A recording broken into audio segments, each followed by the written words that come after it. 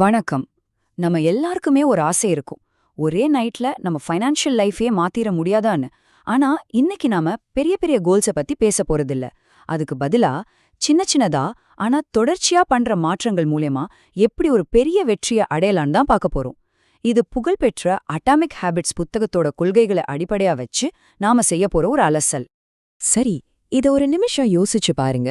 1 கோடி ரூபாய் சேமிக்கணும், ஒரு பெரிய வீடு வாங்கணும், இல்லனா ஒரு புது கார் வாங்கணும்னு ஒரு பெரிய இலக்க நோக்கி ஊடிக்கிட்டே இருக்கீங்களா? உண்மையிலே அந்த இலக்கு உங்களுக்கு சந்தோஷத்தை கொடுக்குதா, இல்லனா ஸ்ட்ரெஸ்ஸ தான் அதிகமாக்குதா?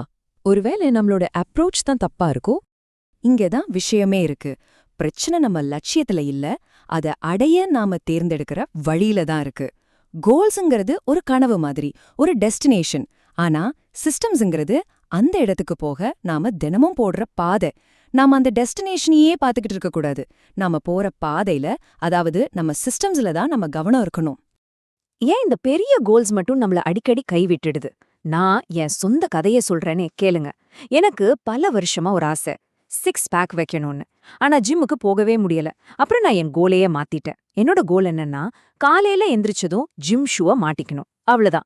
பாருங்க, அந்த ஒரு சின்ன சிஸ்டம், அந்த ஒரு சின்ன பழக்கம் தான் கடைசியில என்ன ஜிம்முக்கு இழுத்துட்டு போச்சு. பெரிய கோல்ஸ்ல பாத்தீங்கன்னா ஒரு 3 பெரிய பிரச்சனை இருக்கு. ஃபர்ஸ்ட், அந்த கோலை அடைஞ்சதும் ஒரு தற்காலிக சந்தோஷம் கிடைக்கும், ஆனா அடுத்து என்ன பண்றதுனே தெரியாது. ரெண்டாவது, கோல்ஸ் எப்போ நகர்ந்துகிட்டே இருக்கும். 1 கோடி சம்பாரிச்சிட்டா அடுத்து 5 கோடி, அது வந்தா 10 கோடி.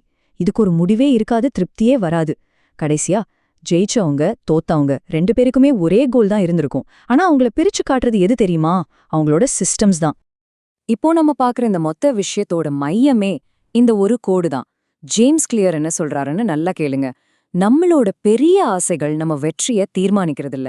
நாம தினமும் தொடர்ந்து செய்யற சின்ன சின்ன விஷயங்கள் தான், நம்ம சிஸ்டம்ஸ் தான் நம்மளோட ஃபைனல் ரிசல்ட்டை தீர்மானிக்குது. சரி, இது எப்படி ஒர்க் ஆகுதுன்னு கொஞ்சம் சயின்ஸ் படி பார்க்கலாமா? நம்மளோட எல்லா ஹேபிட்ஸும், அது நல்லதா இருக்கட்டும் கெட்டதா இருக்கட்டும், நம்ம மூளைக்குள்ள ஒரு சைக்கிள் மாதிரி தான் வேலை செய்யுது. இந்த 4 ஸ்டெப் சைக்கிளை மட்டும் நம்ம புரிஞ்சுக்கிட்டோம்னா போதும், எந்த ஒரு பழக்கத்தையும் நம்ம கண்ட்ரோலுக்கு கொண்டு வந்துடலாம். அந்த 4 ஸ்டெப்ஸ் என்னென்னா கியூ, கிரேவிங், ரெஸ்பான்ஸ், அப்புறம் ரிவார்ட். ஒரு சின்ன உதாரணம் சொல்றேன். 50% ஆஃபர் அப்படின்னு உங்க ஃபோனுக்கு ஒரு ஷாப்பிங் ஆப்லேருந்து ஒரு நோட்டிஃபிகேஷன் வருது. அதுதான் கியூ, அதாவது தூண்டுதல். அதை பார்த்ததும் அடடா இது மிஸ் பண்ணக்கூடாதேன்னு ஒரு ஆசை வருதுல்ல, அதுதான் கிரேவிங். உடனே ஆப்பை ஓபன் பண்ணி ஆர்டர் போடுறீங்க, அது ரெஸ்பான்ஸ். பொருள் கைக்கு வந்ததும் ஒரு சந்தோஷம் கிடைக்குதுல்ல, அதுதான் ரிவார்ட். இப்படிதான் நம்ம இம்பல்ஸ் பையிங் ஒரு பழக்கமாவே மாறிடுது. தியரியெல்லாம் கேட்க நல்லாதான் இருக்கு. ஆனா இது எப்படி பிராக்டிக்கலா அப்ளை பண்றது? அதுக்கு தான் இப்ப வரும். முதல்ல நம்ம பணத்தை காலி பண்ற கெட்ட பழக்கங்கள், குறிப்பா இந்த திடீர்னு பண்ற செலவுகள் இருக்குல்ல, அதை எப்படி நம்ம வாழ்க்கையில இருந்து தூக்கி எறியறதுன்னு பார்க்கலாம் வாங்க. நீங்க செய்ய வேண்டிய ரொம்ப ரொம்ப முக்கியமான ஒரு வேலை இருக்கு. ஒரு நோட் எடுத்து நீங்க பண்ற ஒவ்வொரு செலவையும் எழுதுங்க. எதுவா இருந்தாலும் சரி, முதலீடா இருக்கட்டும், சேமிப்பா இருக்கட்டும், எல்லாத்தையும் எழுதுங்க. அதுக்கப்புறம் அதுக்கு பக்கத்துல பிளஸ், மைனஸ் இல்லனா ஈக்குவல் டுன்னு ஒரு சிம்பிள் போடுங்க.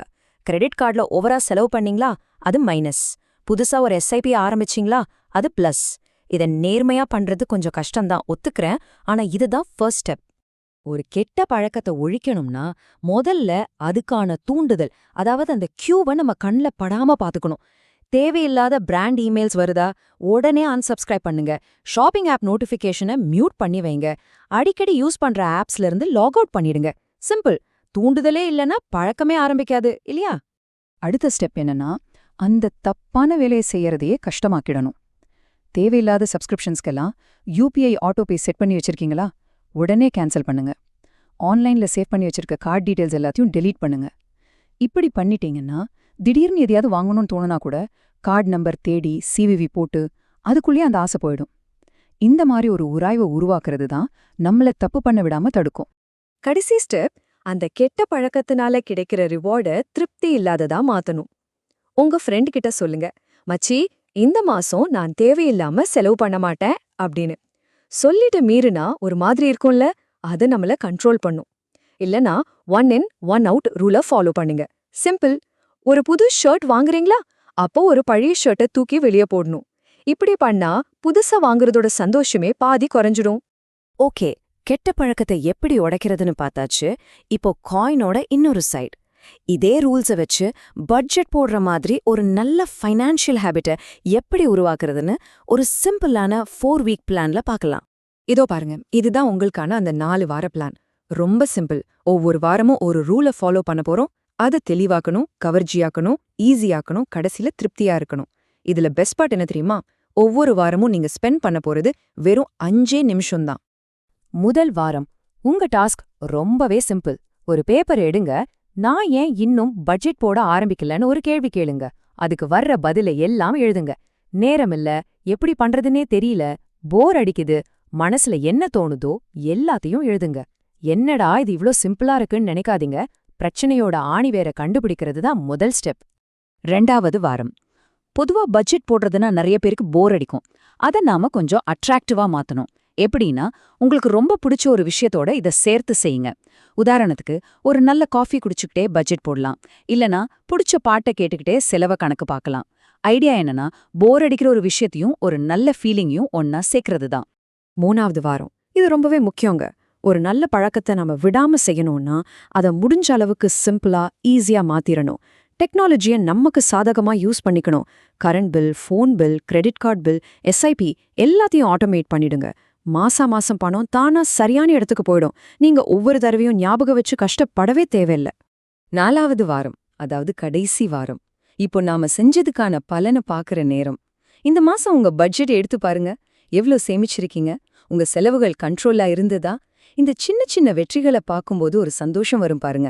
அதுதான் உங்க மூளைக்கு கிடைக்கிற பெரிய ரிவார்ட். இந்த ஃபீலிங் தான் இந்த பழக்கத்தை உங்ககிட்ட இருந்து பிரிக்கவே முடியாத அளவுக்கு மாத்திடும். ஓகே, இந்த டிப்ஸ், டெக்னிக்ஸ், பிளான்ஸ் இதெல்லாம் ஒரு பக்கம் இருக்கட்டும். ஆனா எந்த ஒரு பழக்கத்தையும் லைஃப் லாங் விடாம ஃபாலோ பண்றதுக்கு ஒரு ரகசியம் இருக்கு. அது என்ன தெரியுமா? அது இந்த டெக்னிக்ஸ் எல்லாத்தையும் விட ரொம்ப ஆழமானது. நம்மளோட மைண்ட் செட் சம்பந்தப்பட்டது. இந்த கோட்டை நல்லா பாருங்க. லைஃப் லாங் நம்ம கூட வர பழக்கங்கள் எது தெரியுமா? நாம கஷ்டப்பட்டு செய்யறதில்ல, நாம ரசிச்சு என்ஜாய் பண்ணி செய்யற பழக்கங்கள் தான். ஏன்னா அப்போ அந்த வேலையை செய்யறதே ஒரு ரிவார்ட் மாதிரி ஆயிடும். நீங்க பட்ஜெட் போடுறத ஒரு பாரமா நினைக்காம உங்க ஃபினான்ஷியல் ஃபியூச்சரை கட்டுற ஒரு கேம் மாதிரி என்ஜாய் பண்ண ஆரம்பிச்சிட்டீங்கன்னா அது உங்க லைஃபோட, உங்க ஐடென்டிட்டியோட ஒரு பகுதியாவே மாறிடும். சரி, இவ்ளோ நேரம் நாம நிறைய விஷயங்கள் பேசிட்டோம். இப்போ நாம கத்துக்கிட்டதெல்லாம் வெறும் தியரியா இல்லாம ஒரு ஆக்ஷனா மாத்த வேண்டிய நேரம் வந்தாச்சு.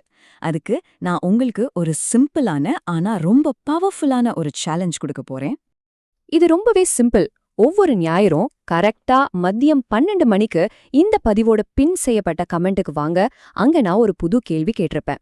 அதுக்கு நீங்க பதில் சொல்ல 5 நிமிஷம் தான் ஆகும். மத்தவங்க என்ன பதில் சொல்லியிருக்காங்கன்னு படிங்க, அவங்க கூட பேசுங்க. நாம எல்லாரும் ஒரு கம்யூனிட்டியா சேர்ந்து இதை செய்யும்போது நம்ம ஃபினான்ஷியல் ஹேபிட்ஸை மாத்துறது இன்னும் ஈஸியா, இன்னும் ஜாலியா இருக்கும். இந்த பதிவை முடிக்கிறதுக்கு முன்னாடி உங்ககிட்ட ஒரே ஒரு கேள்வி. உங்களோட ஃபினான்ஷியல் ஃபியூச்சரை நோக்கி 1% முன்னாடி போக இந்த வாரம் நீங்க உருவாக்க போற அந்த ஒரு சின்ன சிஸ்டம் என்ன? அது எதுவா வேணும்னாலும் இருக்கலாம், ரொம்ப சின்னதா கூட இருக்கலாம். ஆனா அதை இன்னைக்கே ஆரம்பிங்க. அது என்ன சிஸ்டம்னு மறக்காம கமெண்ட்ல சொல்லுங்க. அடுத்த பதிவில் சந்திக்கலாம்.